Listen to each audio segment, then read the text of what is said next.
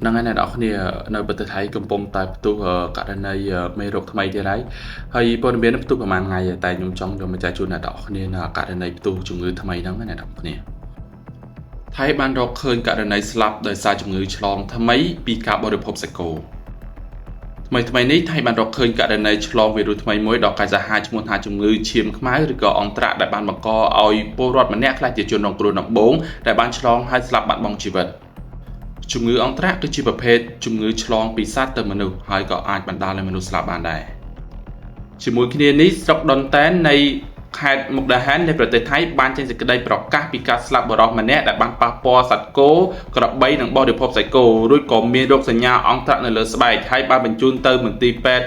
ស្រុក ដុន តែន និង បន្ត បញ្ជូន ទៅ មន្ទីរ ពេទ្យ ខេត្ត មុកដាហាន ហើយ ក៏ បាន ស្លាប់ បន្ទាប់ ពី ស្លាប់ គ្រូ ពេទ្យ បាន សន្និដ្ឋាន ថា ជំងឺ អង្គត្រាក់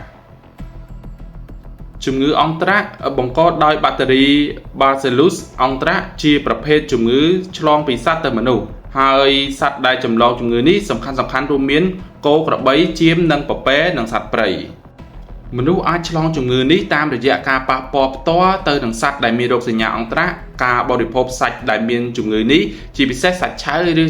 សាច់ ដែល ចម្អិន មិន បាន ល្អ ឬ តាម រយៈ ការ ដក ដង្ហើម ស្រូប ចូល នៅ ពពួក ស្ពន ដែល បង្ក ជំងឺ ចូល ទៅ ក្នុង ខ្លួន ផ្លូវ ដង្ហើម